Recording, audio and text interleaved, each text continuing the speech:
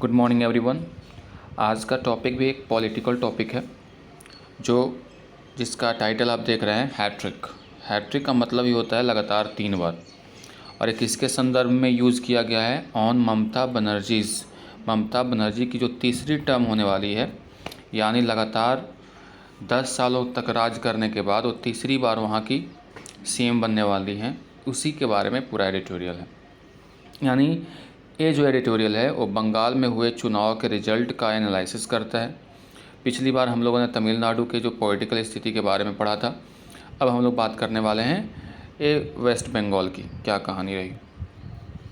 और उसके बाद जो चुनाव के परिणाम आए उसके बाद आपको देख रहा होगा कि वहाँ पे एक अफरा तफरी का माहौल है। कई लोग अपने घर से निकल करके दूसरे जगह पे शरण ले रहे हैं।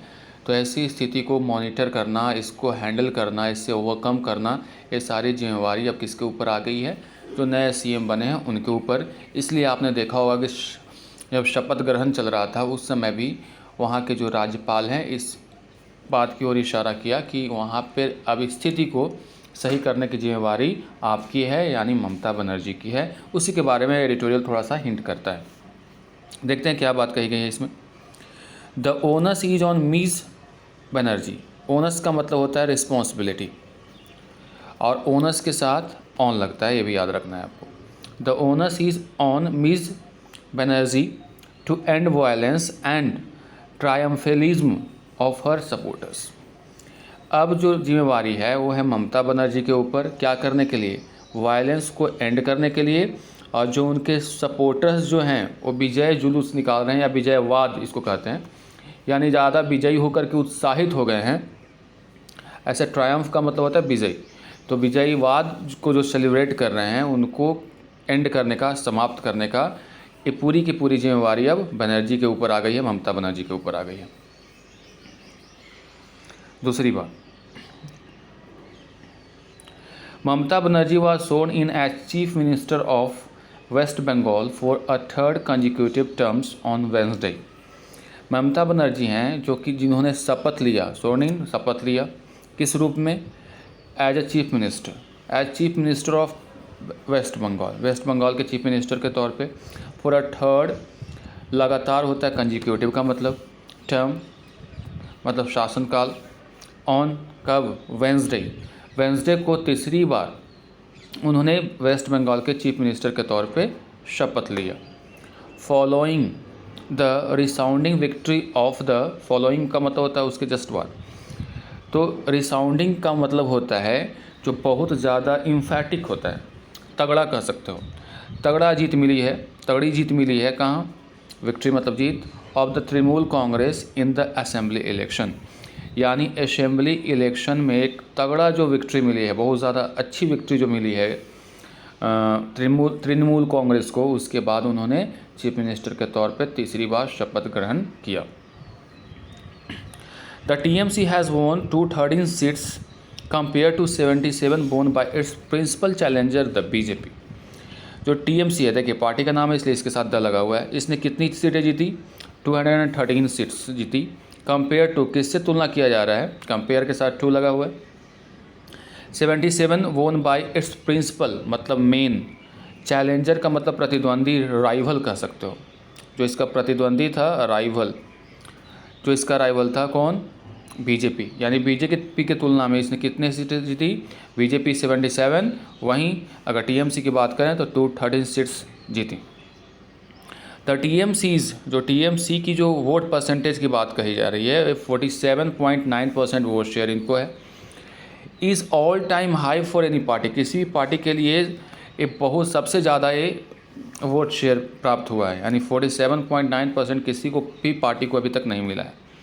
And nearly 10% points more than that of the BJP, और जितने वोट बीजेपी को मिले हैं उससे 10% ज़्यादा इनको वोट मिले हैं, ये भी कहना चाह रहा है एडिटोरियल। आगे देखते हैं। वहीं अगर हम लोग बात करें द लेफ्ट कांग्रेस का जो अलायंस हुआ था, वहाँ पे गठबंधन हुआ था लेफ्ट का और कांग्रेस का। आपको बताते चलें कि लेफ्ट और कांग्रेस जो है दोनों दो धुरी के पार्टीज़ हैं, दोनों में बनती नहीं थी, लेकिन ये दोनों अपॉर्चुनिस्ट हैं, यानी अवसरवादिता ऐसी चीज़ है जो इन दोनों को साथ में ले आई। तो जो लेफ्ट कांग्रेस की जो वहाँ पे अलायंस हुई, ड्रीव अ ब्लैंक, वो खाली हाथ रह गया, यानी उसको कुछ नहीं मिला, zero. Another first in the election history of the state, ये ऐसा लगता है कि पहली बार हुआ है इलेक्शन के इतिहास में, यानी जो चुनाव के इतिहास में किसी भी स्टेट के लिए। द शीन ऑफ टीएमसी, शीन का मतलब यहाँ पे समझ लो कि एक तरह का जो चमक है, लस्टर है। तो जो चमक है टीएमसी के एस्टाउंडिंग सक्सेस का, एस्टाउंडिंग का मतलब एक्स्ट्रा ऑर्डिनरी सक्सेस कह लो, या फिर करो रिमार्केबल, नोटेबल, है ना, उल्लेखनीय सक्सेस जो मिली है, उसकी जो चमक है, शीन का मतलब यहाँ पे चमक समझो, shine, has been somewhat dimmed, जो चमक है टीएमसी के जो नोटेबल सक्सेस का, वो कुछ हद तक क्या हो गया है, डिम्ड रह गया। डिम्ड का मतलब क्या हुआ, डिम्ड का मतलब फीका पड़ गया है।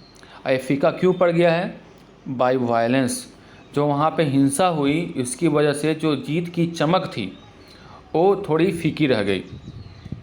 इसको किसको एट्रीब्यूट किया जा सकता है, एट्रीब्यूट का मतलब होता है उसको रिस्पॉन्सिबल ठहराना किसी चीज़ के लिए, ये किसके द्वारा किया जा रहा है, तो attributed largely to its cadre, ये किसको जिम्मेवार ठहराया जा सकता है इसके लिए, कि जो कैडर, कैडर का मतलब होता है group of people that supports the particular ideology, वैसे लोग जो किसी पार्टिकुलर आइडियोलॉजी को सपोर्ट करते हैं, यानी इसके जो ग्रुप ऑफ लीडर्स हैं, ग्रुप ऑफ वर्कर्स हैं, उनके द्वारा जो हिंसा फैलाया गया, उसकी वजह से जो इसकी चमक है, जीत की जो चमक है टीएमसी की, वो थोड़ी फीकी रह गई।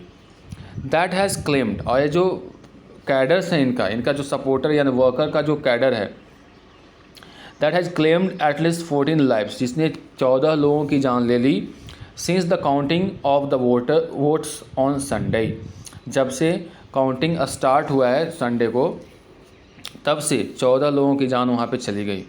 ट्रू, सही बात है। TMC workers have also been killed, इसमें टीएमसी के भी वर्कर्स भी मारे गए हैं। But as the ruling party, एक रूलिंग पार्टी के तौर पे, the owners is on responsibility, owners का मतलब मैंने बताया, रिस्पॉन्सिबिलिटी इज़ ऑन किस पे, इट किसके लिए है, टीएमसी पार्टी के लिए, to end the violence, violence को समाप्त करने का जो जिम्मेवारी है वो किसके ऊपर है, टीएमसी के पार्टी की पे है, यानी ममता बनर्जी के ऊपर है। इट इज़ रीएश्योरिंग, इट इज़ रीएश्योरिंग का मतलब होता है पुनः उसको क्या करना, एश्योर करना, सुनिश्चित करना, that miss Banerjee has promised after taking oath, ये बात मेंशन करने वाली बात है कि जो बनर्जी जो हैं, ओथ मतलब होता है शपथ, शपथ लेने के बाद उन्होंने क्या प्रॉमिस किया है, क्या प्रॉमिस किया है, प्रेजेंट परफेक्ट टेंस है, हैज़ लगा हुआ है, दैट की ending the violence and controlling the pandemic, इस वायलेंस मतलब अहिंसा को एंड करना, एंड कंट्रोलिंग द पैंडेमिक को कंट्रोल करना, वर हर प्रायोरिटीज़, उनकी क्या रहेगी, प्रायोरिटीज़ रहेगी, यानी उनका जो तवज्जो जो जिस बात पे दिया जाएगा वो इस बात पे दिया जाएगा कि सबसे पहले वायलेंस को कंट्रोल करो और पैंडेमिक को। She must not read this colossal, अब यहाँ पे सलाह दी जा रही है किसके द्वारा, लेखक के द्वारा, ममता बनर्जी को। शी आया है ममता बनर्जी के लिए, ये प्रोनाउन है। कह रहा है कि कोलोसल का मतलब होता है बहुत बड़ा, विशाल। मैंडेट का मतलब हुआ जो समझ लो कि जो लोगों के द्वारा जो बहुमत मिला, लोगों के द्वारा जो बहुमत मिला, उसको इस रूप में नहीं देखें कि एक पब्लिक का एंडोर्समेंट था, एक पब्लिक का सपोर्ट था, और even tolerance of the grass root ferocity, और इवन इस रूप में भी ना देखें कि जो ग्रास रूट्स पे यानी ज़मीनी स्तर पे जो क्रूरता, फेरोसिटी का मतलब होता है क्रुएल्टी यानी क्रूरता जो फैलाई गई उस पे मुहर लगाने वाला है। एंड ऑथोरिटेरियलिज्म का मतलब होता है मनमाने तरीके से जो काम किया जाता है। That have become hallmark of the party, her party, यानी कहना ये चाह रहा है लेखक कि उनको इस रूप में अपनी विक्ट्री को, अपने मैंडेट को, जो बहुमत उनको मिला, उसको इस रूप में नहीं लेना चाहिए कि जो उन्होंने क्रूरता फैलाई या अपना जो मनमानी जो करना था वो की, उसका सपोर्ट में उनको वोट मिला है। इस रूप में इसको नहीं पढ़ना चाहिए उनको। यानी जितने भी वो हाई हैंडेडनेस शो करती हैं, यानी जो क्रुएलिटी देखा गया, मार पीट जो भी देखा गया वहाँ पे, या फिर अपने मन की जो वो करती है, उस पर मुहर लगा दिया गया है जनता के द्वारा, इस रूप में उनको नहीं देखना चाहिए। और जो कि ये जो क्रूरता है या फिर ऑथोरिटेरियनिज्म है, यानी अपने मन का करना, ये सारा पार्टी का एक हॉलमार्क बन करके रह गया, पहचान बन करके रह गया। मिस बनर्जी का पर्सनल रिस्पॉन्सिबिलिटी है, अब उनकी खुद की जो है उत्तरदायित्व है, इज़ हाई, बहुत ज़्यादा है। कंसिडरिंग दैट, ये कंसिडर करते हुए, ये इस पर विचार करते हुए, दैट कि people repose their trust in her despite the high handedness of local TMC leaders. यानी इस बात पे सोचने की ज़रूरत है कि लोगों ने फिर से उस पर विश्वास दिया। रिपोज देयर ट्रस्ट का मतलब फिर से विश्वास किया, यानी फिर से विश्वास किया, डिस्पाइट, इसके बावजूद। द हाई हैंडेडनेस का मतलब होता है जो dictatorship of local leader TMC leaders, यानी टीएमसी के लीडर्स के जो हाई हैंडेडनेस है, उनके जो द्वारा जो हिंसा फैलाया जा रहा है, या फिर कह लो कि टॉर्चर किया जा रहा है, डिक्टेटरशिप शो किया जा रहा है, इसके बावजूद भी एक बार फिर वहाँ की जनता ने आपके पार्टी यानी टीएमसी पार्टी पे विश्वास दिलाया है। इस पे फिर से कंसीडर करने की बात है, यानी उनके बारे में भी सोचने की ज़रूरत है। कितना क्रुएलिटी के बावजूद भी आप पे विश्वास दिखाया है, तो उनके बारे में भी सोचने की ज़रूरत है। The burden on her is heavy, अब उनके ऊपर जो भार है वो बहुत ज़्यादा है, हैवी है, भारी है, हेवी है। And she has a tough act to do, अब उनके लिए करने के लिए बहुत ज़्यादा कठोर कार्य है। In reining in her own party, और कार्य क्या है कि अपने पार्टी के ऊपर शासन करना, उसको फिर से कंट्रोल करना सबसे बड़ा टफ टास्क है उनके लिए, जो कि अभी जो पार्टी है वो उनके कहने के अनुसार नहीं चल रही, अपना मनमाना कर रही, उसके ऊपर काबू पाना सबसे बड़ा चैलेंज है, सबसे बड़ा टफ टास्क है इनके लिए। as much as the Bengal verdict is in favor of the TMC, जैसा कि देखने को मिला है कि देखने को क्या आप ये हम लोग देख भी रहे हैं, बंगाल का जो वर्डिक्ट आया यानी जो फैसला आया वो टीएमसी के पक्ष में आया। It is also against the BJP, और ये बीजेपी के अगेंस्ट में आया। Which did not want to take, which आया है बीजेपी के लिए, did not want to take an organic route, जो कभी नहीं चाहा क्या लेना, एक नेचुरल सही तरीका अपनाया नहीं। To emerge as natural party of the governance in Bengal, Bengal के गवर्नेंस में एक नेचुरल पार्टी के तौर पे उभरने के लिए इसने कोई सही प्रयास, सही रास्ता नहीं अपनाया। क्योंकि अगर नेचुरल पार्टी अगर बनना चाहते हैं किसी रीजन का, किसी पार्टिकुलर क्षेत्र का, तो उस रूप में आपको ढलना पड़ेगा, और उस रूप में बीजेपी ढल नहीं पाई, ये कहना चाह रहा है। वहाँ पे जो चुनाव लड़ा गया without a party organization, party का कोई यहाँ पे ऑर्गेनाइजेशन नहीं दिख रहा था। पूरी की पूरी जो सेंट्रल टीम थी वहाँ पहुँची हुई थी। रूट लेवल पे, ग्रास रूट लेवल पे अगर देखें तो वहाँ कोई भी इसका संगठन वगैरह नहीं था सही कामयाब। दूसरे राज्यों से यहाँ कार्यकर्ता वहाँ पे लाए गए थे, जिसकी वजह से कहा जा रहा था कि जो रियल बंगाली टच है वो उनको नहीं मिल पा रहा था। The Bengal without party organization, party and mass leaders, इसके पास अच्छे खासे नंबर में लीडर्स भी नहीं थे। इसलिए आपने देखा होगा कि वहाँ के जो एमपी हैं उनको फिर विधायक का चुनाव लड़ाया जा रहा था, वहाँ के एमएलएज वगैरह को। यानी कहना ये चाह रहा कि पार्टी के अभाव के बिना में जो पार्टी पहले से जीती हुई थी, जो पर्टिकुलर लीडर पहले से जीता हुआ है, उसी लीडर को फिर से विधायक का चुनाव लड़वा रहे हो, यानी उसका डिमोशन करवा रहे हो। तो वही चीज़ देखने को मिला, जिससे लोगों को लगा कि इसके पास पार्टी वगैरह या ऑर्गेनाइजेशन वगैरह नहीं है। तो पार्टी की हार की वजह ये भी है। ये सारे यहाँ पे इवैल्यूएशन किया जा रहा है कि बीजेपी कहाँ पीछे रह गई। तो इसके पास कोई नेचुरल रूट, सही तरीका नहीं था यहाँ लोगों के ऊपर अपना विश्वास जताने के लिए। दूसरा, इसके पास ऑर्गेनाइजेशन की कमी थी, मास लीडर्स की कमी थी, इट इग्नियर्ड डिफेक्शंस। इट इग्नियर्ड का मतलब हुआ या एक्सपीरियंस कर सकते हो। डिफेक्शंस का मतलब होता है जैसे कि आप किसी पर्टिकुलर जगह को छोड़ देते हो, उसको बोलते हैं। यानी जानबूझ करके उसने इसको छोड़ दिया। और ये जो चीज़ें हैं जो ऊपर बात कही गई है, इसको छोड़ करके इसने क्या कोशिश की। डिफेक्शन का मतलब होता है त्याग देना। उसके लिए वर्ड अगर यूज़ करना है तो फिर त्यागने के लिए जो वर्ड यूज़ होता है इसके लिए हो जाएगा। जैसे आप कह सकते हो डिज़र्ट करना, छोड़ना। एब्सकॉन्डिंग वर्ड का यूज़ किया जा सकता है। तो डिज़र्ट यानी छोड़ना, एब्सकॉन्ड करना मतलब भी छोड़ना होता है। गिव अप का मतलब भी छोड़ना होता है। तो इट इग्नियर्ड डिफेक्शंस। इग्नियर्ड का मतलब जानबूझ करके इसने छोड़ दिया। जो ऊपर बातें कही गई थी उसको छोड़ करके इसने क्या कोशिश किया, ट्राइड। ब्रेजन, ब्रेजन का मतलब होता है बोल्ड एंड शेमफुल। यानी शेमफुल का मतलब होता है जिसमें आप जो आपको निर्लज हो करके क्या शो किया, कॉम्युनल पोलराइजेशन। ब्रेजन का मतलब लिख लीजिएगा, इसका मतलब होता है बोल्ड एंड शेमलेस। शर्म हया नहीं जिसमें है, वर्ड इंपॉर्टेंट है, बोल्ड एंड शेमलेस। यानी बोल्ड होकर के और शेमलेस होकर के इसने कॉम्युनल का मतलब होता है सांप्रदायिक। कॉम्युनल का मतलब सांप्रदायिक। पोलराइजेशन का मतलब होता है ध्रुवीकरण। दो अलग अलग बिलीफ के लोगों के बीच में फाइट ऑर्गेनाइज करना, दोनों के बीच में सेपरेशन पैदा कर देना, इस कॉल पोलराइज करना।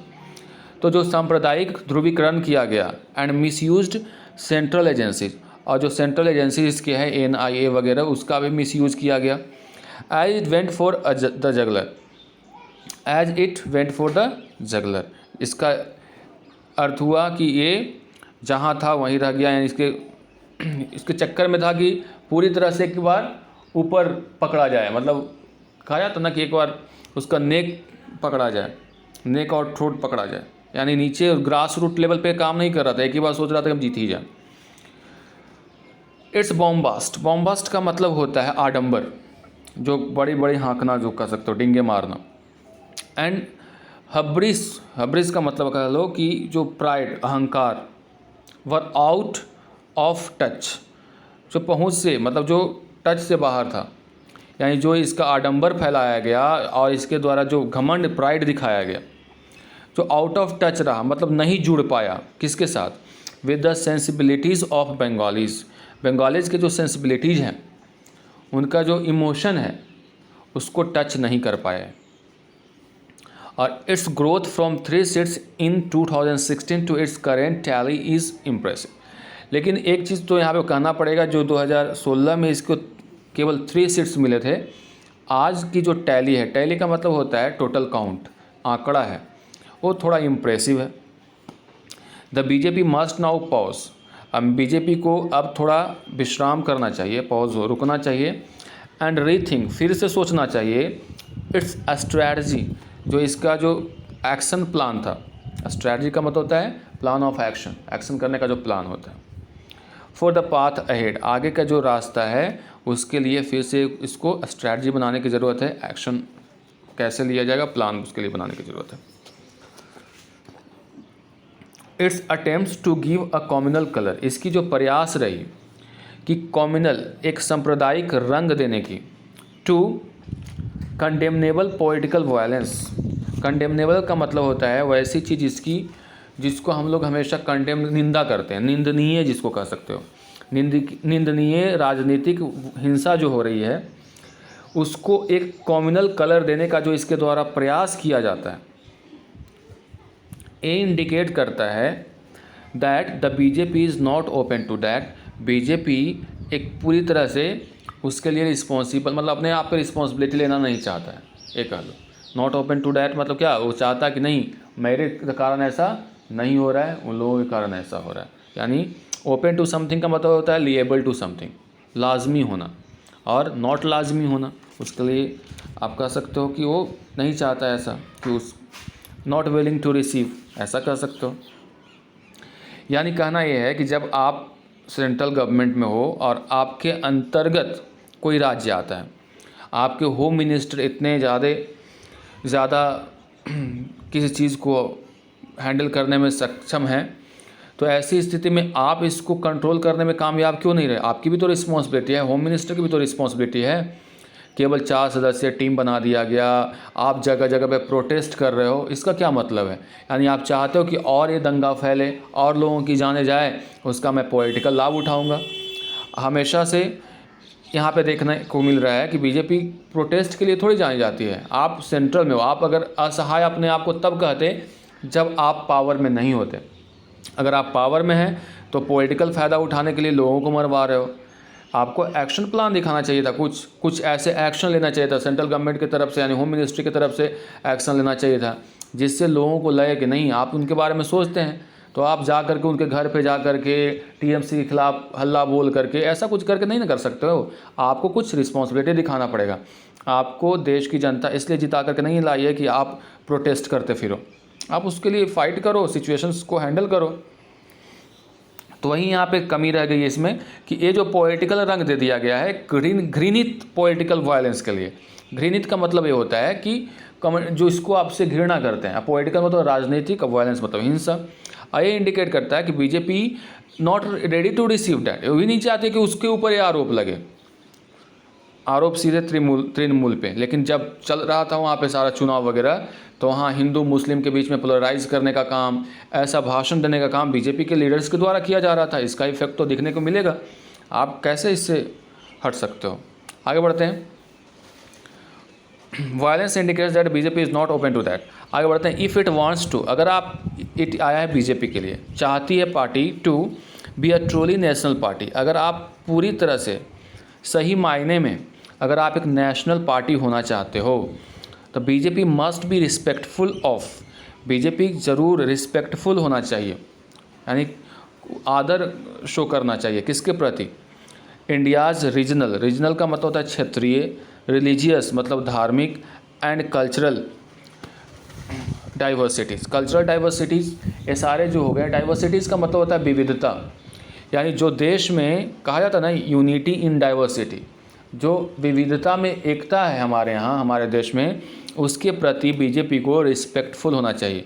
चाहे वो जाति के नाम पे हो, धर्म के नाम पे हो, किसी क्षेत्रवाद के नाम पे, रीजनल का मतलब क्षेत्रीय, क्षेत्र का हो, सब कल्चर वगैरह जितना भी है सबके प्रति आपको रिस्पेक्ट दिखाने की ज़रूरत है, आदर दिखाने की ज़रूरत है।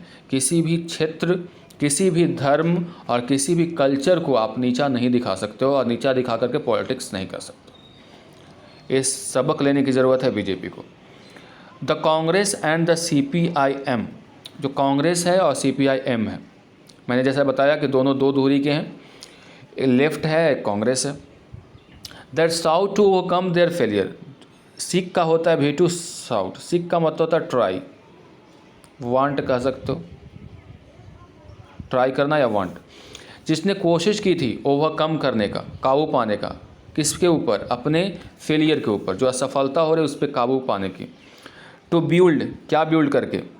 अ प्रोग्रामेटिक पॉलिटिक्स, एक प्रोग्राम्ड पॉलिटिक्स करके, एक सिस्टमेटिक पॉलिटिक्स करके। थ्रू, किसके माध्यम से?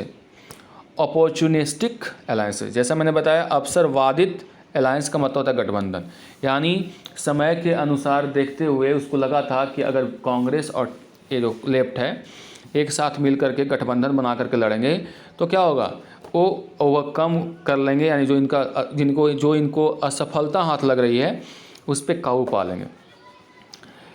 Including with the communal India secular front, इसका गठबंधन किसके साथ था? इंक्लूडिंग, अच्छा, जो कम्युनल इंडियन सेकुलर फ्रंट बना था उनके साथ। मस्ट ऑल्सो, यानी ये जो सजेशन दी जा रही है, एक तो लेफ्ट और कांग्रेस का गठबंधन है और दूसरी ओर ये बोला जा रहा है कि एक और वहाँ पे फ्रंट बना था इस बार, कम्युनल इंडियन सेकुलर फ्रंट, जो ओवैसी वगैरह उसमें शायद थे। Must also now learn that, इन लोगों के लिए बोला गया है, यानी ये जो इसका गठबंधन है और ये जो फ्रंट बना उसके लिए कहा जा रहा है कि नाउ लर्न दैट, उनको अब सीखना चाहिए कि they are no shortcuts in politics, politics में कोई शॉर्टकट नहीं है। यानी केवल आप जाति धर्म संप्रदाय के नाम पे नहीं जीत सकते हो, आपको परफॉर्म करना पड़ेगा, आपको डेवलपमेंट वहाँ पे दिखाना पड़ेगा। खाली भाषण देकर के नहीं जीत सकते, ये कहना चाह रहे हैं। With the TMC reigning supreme, यानी जो राज रहा, रूल रहा, जो TMC का रहा वो सबसे ऊपर रहा। And the BJP failing short, थोड़ा पीछे रह गई BJP, थोड़ा का अच्छा खासा पीछे रह गई है। इन अंडरस्टैंडिंग, समझने में, fail short of in something का इन प्लस B4 होगा, ऑफ समथिंग होता है, तो फेलिंग शॉर्ट इन अंडरस्टैंडिंग, ये समझने में पीछे रह गई। फॉलिंग शॉर्ट, फेलिंग नहीं है, falling short of something. The state को समझने में इसे कमी रह गई, मतलब समझ नहीं पाया। The opposition space can still be fought for, लेकिन जो अपोजिशन है, विरोधी दल का जो स्पेस है, जगह है, उसके लिए अभी भी लड़ा जा सकता है। टू रिक्लेम रेलिवेंस, रेलिवेंस का मतलब उस स्थिति के अनुरूप है कि नहीं, यानी फिर से दावा करने का उस रेलिवेंस को, यानी जो उपयुक्तता को।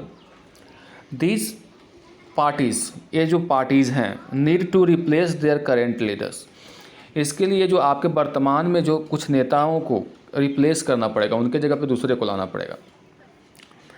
Do some honest soul searching, कुछ दिल से है सर्च कीजिए। And build a new politics, और वहाँ पे एक नए पॉलिटिक्स यानी राजनीति का निर्माण कीजिए।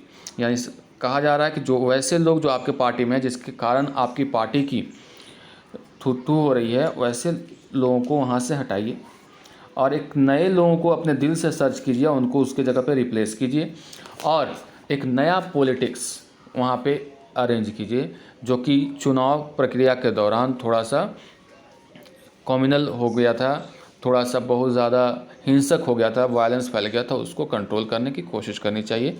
ये सारी बातें आज के ट्यूटोरियल में मेंशन्ड है। That's all for today, see you in the next video.